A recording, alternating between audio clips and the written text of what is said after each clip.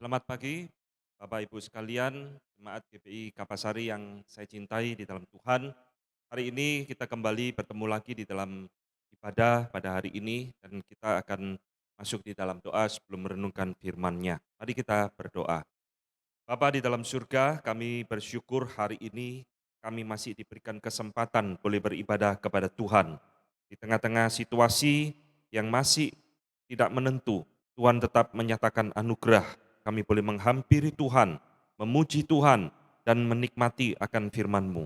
Kami menyerahkan ibadah pagi ini ke dalam tangan-Mu Tuhan, Engkau yang pimpin hamba-Mu yang akan menyampaikan firman, dan apa yang akan dibagikan kiranya boleh jadi berkat yang menguatkan kita sekalian. Di dalam nama Tuhan kami Yesus Kristus, kami berdoa dan mengucap syukur. Amin. Saudara, mari kita membuka beberapa bagian firman Tuhan. Pertama, mari kita membuka 1 Korintus pasal 16 ayat 1 sampai ke 3. Saya akan membacakan bagi kita semua. Bantuan untuk jemaat di Yerusalem. Tentang pengumpulan uang bagi orang-orang kudus, hendaklah kamu berbuat sesuai dengan petunjuk-petunjuk yang kuberikan kepada jemaat-jemaat di Galatia. Pada hari pertama dari tiap-tiap minggu, hendaklah kamu masing-masing sesuai dengan apa yang kamu peroleh, menyisihkan sesuatu dan menyimpannya di dalam rumah, supaya jangan pengumpulan itu baru diadakan kalau aku datang. Sesudah aku tiba, aku akan mengutus orang yang kamu anggap layak dengan surat ke Yerusalem untuk menyampaikan pemberianmu. Lalu kita akan membuka, saudara sekalian, dari 2 Korintus pasal yang ke-8 ayat yang pertama ya, sampai ayat yang ketiga. Pelayanan kasih. Saudara-saudara, kami hendak memberitahukan kepada kamu tentang kasih karunia yang dianugerahkan kepada jemaat-jemaat di Makedonia. Selagi dicobai dengan berat dalam berbagai penderitaan, sukacita mereka meluap, dan meskipun mereka sangat miskin, namun mereka kaya dalam kemurahan. Aku bersaksi bahwa mereka telah memberikan menurut kemampuan mereka, bahkan melampaui kemampuan mereka. Lalu terakhir, saudara sekalian, 2 Korintus pasal 9, ayat 1 sampai ayat yang ketiga lagi. Pengumpulan uang untuk Yerusalem. Tentang pelayanan kepada orang-orang kudus tidak perlu lagi aku menuliskannya kepada kamu. Aku telah tahu kerelaan hatimu tentang mana aku megahkan kamu kepada orang-orang Makedonia. Kataku, Akaya sudah siap sedia sejak tahun yang lampau, dan kegiatanmu telah menjadi perangsang bagi banyak orang. Aku mengutus saudara-saudara itu agar kemegahan kami di dalam hal ini atas kamu jangan ternyata menjadi sia-sia, tetapi supaya kamu benar-benar siap sedia seperti yang telah kukatakan. Bapak Ibu sekalian yang dikasih Tuhan, tidak terasa kita sudah memasuki bulan Februari, dan kalau kita ingat tahun lalu 2020 bulan Maret adalah awal daripada gejala pandemi corona, dan kita tidak terasa berarti sudah hampir 1 tahun di dalam satu keadaan kondisi yang seperti ini. Bapak Ibu, kita tahu di dalam masa 1 tahun ini begitu banyak hal terjadi yang menggemparkan seluruh kehidupan di dalam dunia ini. Cara kita beribadah dirubah atau terganggu karena pandemi ini. Termasuk juga adalah kehidupan pekerjaan kita, perekonomian kita. Hari ini Bapak Ibu sekalian, di tengah-tengah situasi ini saya tergerak untuk memberikan satu tema yang berjudul The Joy of Giving. Sukacita di dalam memberi. Nah, ini menjadi satu pertanyaan bagi kita semua, karena di tengah-tengah situasi pandemi ini banyak orang yang bergumul di dalam keadaan ekonomi, lalu bertanya, haruskah saya masih memberikan persembahan untuk pekerjaan Tuhan? Bukankah pekerjaan saya sendiri begitu banyak mengalami kesulitan, perekonomian seluruh masyarakat terganggu, haruskah kita tetap memberikan persembahan untuk mendukung pekerjaan Tuhan? Saudara-saudara, hari ini kita akan membahas tentang tema ini, tentang the joy of giving, sukacita di dalam memberi. Nah, saya ingin memulai saudara, pada waktu kita berbicara tentang persembahan atau pemberian, kita jangan berpikir bahwa pemberian itu berasal atau dimulai dari diri kita manusia. Alkitab justru mengatakan hal yang sebaliknya saudara, bahwa pemberian itu ternyata inisiatif dari Allah. Allah adalah satu pribadi yang memiliki satu inisiatif untuk memberikan persembahan kepada manusia terlebih dahulu, bukan manusia kepada Allah. Dari mana kita tahu? Dari peristiwa Kejadian 3 ayat ke-15. Ketika manusia jatuh di dalam dosa, di situ Tuhan itu sudah mulai memberikan satu janji. Dia akan mempersembahkan anaknya bagi kita untuk menebus kita dari dosa. Saudara, inilah persembahan pertama yang dicatat di dalam Alkitab, saudara. Bukan manusia yang memberikan persembahan kepada Allah, tetapi Allah lah yang memberikan persembahan kepada kita. Dan ini yang menjadi dasar persembahan kita, persembahan di dalam Alkitab, ini menjadi dasar daripada teologi persembahan. Jadi saudara yang dikasih Tuhan, ketika kita membaca di dalam Alkitab, setelah manusia jatuh dalam dosa, Tuhan memberikan perintah kepada manusia untuk memberikan persembahan kepada Allah. Ini dicatat di dalam kitab Taurat ya, kitab-kitab PL yang dipenuhi dengan berbagai macam aturan persembahan. Nah, kita harus ingat saudara, itu semua dimulai dari Allah terlebih dahulu yang mempersembahkan anaknya bagi kita. Nah, jadi saudara, Allah sebenarnya ingin mengajar kita untuk belajar meniru apa yang Allah lakukan bagi kita, yaitu memberikan satu persembahan dari hidup kita kepada Dia. Nah, saudara, apa ya makna kok kita ini orang percaya harus tetap memberikan satu persembahan kepada Allah? Tujuannya untuk apa sih saudara? Mengapa sih kita harus melakukan atau memberikan persembahan ini? Ada beberapa hal. Yang pertama saudara, ketika kita memberikan persembahan itu, kita itu meneladani sifat Allah. Seperti yang tadi saya katakan. Allah tidak memiliki kewajiban untuk mempersembahkan anaknya bagi kita. Tetapi Allah berinisiatif. Allah itu murah hati. Dia memberikan Kristus bagi kita supaya kita diselamatkan dari murkanya. Maka ini adalah hal pertama. Umat Tuhan diminta untuk memberikan persembahan supaya kita meneladani sifat Allah di dalam kemurahhatian.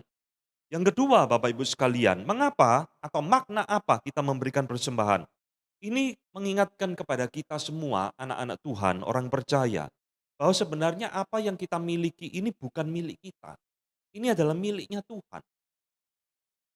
Itulah sebabnya saudara, iman Kristen dan persembahan itu dua hal yang tidak bisa dipisahkan. Ketika kita ditebus menjadi anak Tuhan, salah satu hal yang Tuhan inginkan di dalam hidup kita, itu adalah memberikan persembahan kepada Dia. Ini sebagai satu peringatan, sebagai satu ucapan syukur bahwa apa yang kita miliki sebenarnya ini adalah miliknya Tuhan.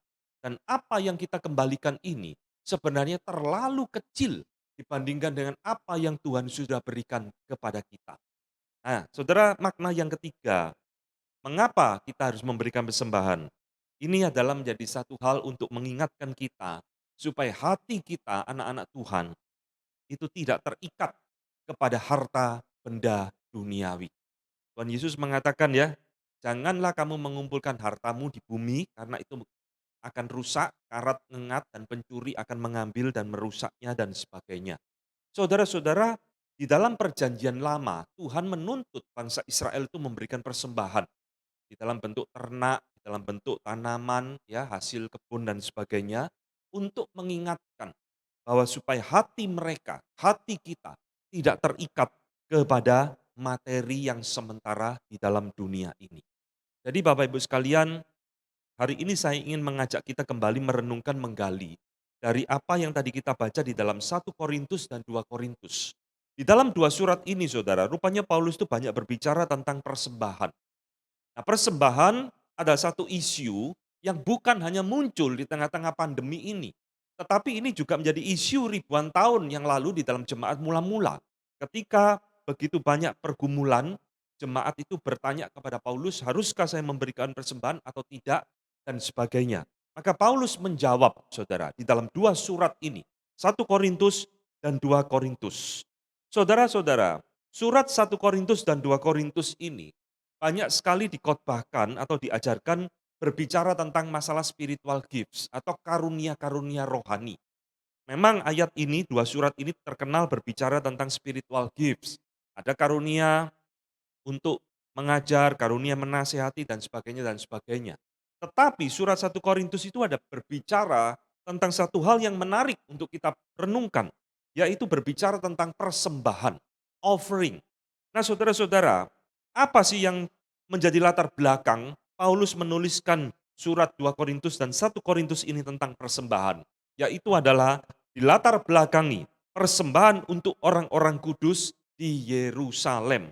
Saudara, rupanya orang-orang kudus di Yerusalem, gereja induk, gereja para rasul mula-mula ada di Yerusalem, itu mengalami satu pergumulan masalah keuangan.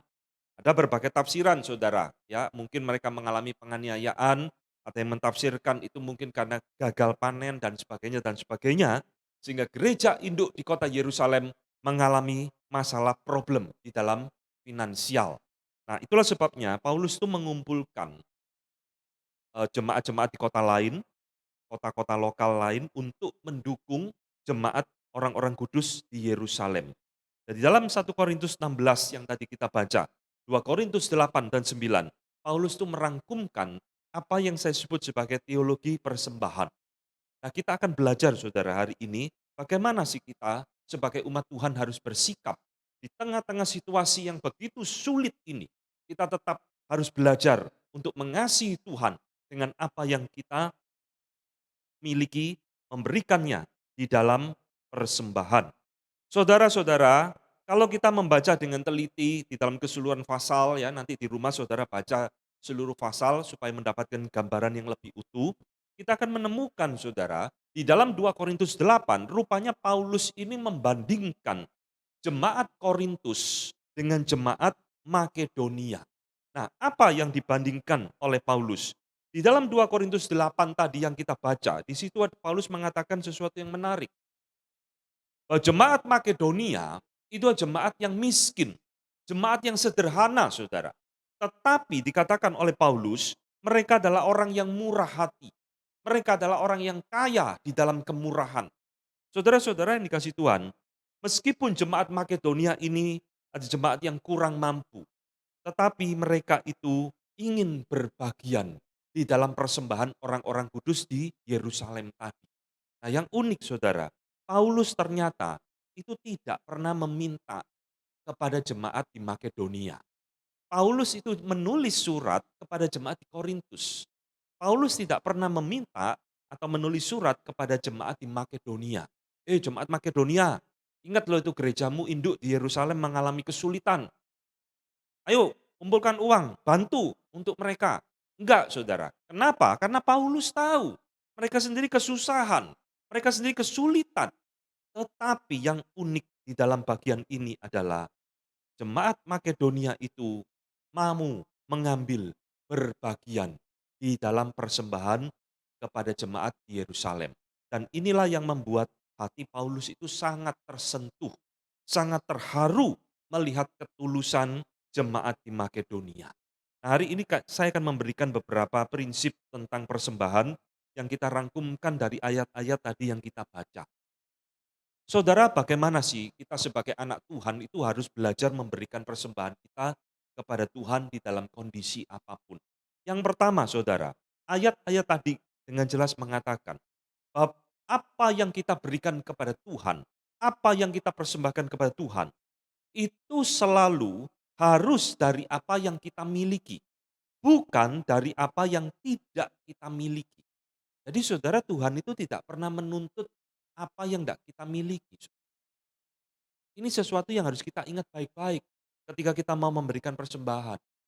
Saudara, kalau kita tidak bisa memberikan persembahan 1 miliar, kita tidak perlu sampai kebingungan. Oh Tuhan, saya tidak bisa memberikan persembahan 1 miliar untuk pekerjaan Tuhan. Loh Tuhan tidak minta dari apa yang tidak kita miliki kok. Tuhan meminta dari apa yang kita miliki. Saudara ingat bagaimana Tuhan meminta menguji iman Abraham untuk mempersembahkan Ishak. Kenapa? Karena Ishak ada milik Abraham. Tuhan tidak meminta, ayo persembahkan 10 anakmu. Enggak. Dan Tuhan, Abraham tidak punya 10 anak. Anaknya cuma Ishak yang diminta oleh Tuhan untuk dipersembahkan. Nah saudara, inilah prinsip yang Paulus katakan di dalam 1 Korintus 16 ayat 1 dan 2 tadi yang kita baca saudara. Dikatakan oleh Paulus, sesuai dengan apa yang kamu peroleh. Hasil kerjamu. Seberapapun berkat yang Tuhan berikan kepada engkau, itulah yang menjadi hakmu. Dan itulah yang menjadi bagian yang harus engkau berikan sebagian untuk pekerjaan Tuhan. Jadi saudara-saudara, Paulus di dalam 1 Korintus 16 itu juga mengatakan, hendaklah tiap-tiap orang itu menyisihkan dan menyimpannya di rumah. Artinya apa saudara? Artinya ini adalah satu persembahan yang direncanakan. Engkau harus menyisihkan, bukan menyisahkan saudara. Harus tahu ya bedanya menyisahkan dengan menyisihkan. Menyisihkan itu berarti betul-betul direncanakan. Oh Tuhan memberkati keluarga kita dengan sejumlah harta atau sejumlah uang segini. Mari kita sisihkan, mari kita simpan di rumah. Supaya pada waktunya nanti, kata Paulus, dia atau mereka akan memberikannya untuk pekerjaan Tuhan. Saudara-saudara yang dikasih Tuhan, ini adalah prinsip yang sama juga di dalam perjanjian lama. Berarti dari perjanjian lama sampai perjanjian baru, prinsip Tuhan di dalam persembahan itu tidak pernah berubah saudara. Tuhan tidak pernah meminta dari apa yang tidak kita miliki. Tapi Tuhan meminta apa yang Dia berikan, Dia berkati di dalam kehidupan kita.